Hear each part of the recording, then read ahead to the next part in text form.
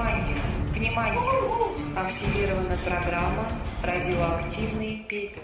Red alert in a Soviet-style nuclear bunker, where a couple of Russians are racing to prevent a catastrophic strike on the United States.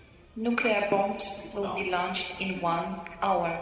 The aim of the quest, the latest gaming craze in Moscow, is to find the nuclear launch codes and deactivate a hidden red button that's already been pressed by a mad Russian general.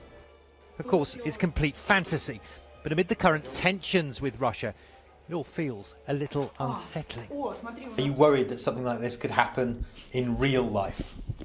Actually, I'm not. No, I'm not thinking about it. I'm worried because it's very stupid information for both sides. And I know that normal people in all over the world, they don't want any war. Now I know that in school in Russia, they tell to the children the same, that our main enemy is the US, and it sounds ridiculous for me, and I'm totally sure that war is impossible. But not all Russians agree. National television has been broadcasting a mass training exercise involving up to 40 million people across the country to prepare responses, says the government, for a chemical or nuclear attack. It's the biggest rehearsal of its kind since the collapse of the Soviet Union and suggests the Kremlin at least wants Russians to take the threat of war very seriously.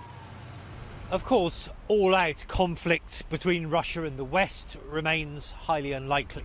The principle of mutually assured destruction still holds, just like it did during the Cold War. But with tensions growing over Syria, Ukraine and the Baltic states, analysts say a small risk of contact, misunderstanding and escalation between the nuclear superpowers has become very real. And it's a risk the Kremlin seems keen to spotlight, releasing details of its latest intercontinental ballistic missile being added to its nuclear arsenal. The Satan II, as it's known, will be one of the world's most destructive weapons, guaranteeing Russia's place as a top nuclear power. State television has also upped its hardline rhetoric. In its flagship current affairs show, Russia's top state news anchor, dubbed by critics as the Kremlin's propaganda-in-chief, recently issued a stark warning of global war if, for instance, Russian and US forces clash in Syria. Brutish behaviour towards Russia, declared Dmitry Kiselov, could have nuclear dimensions.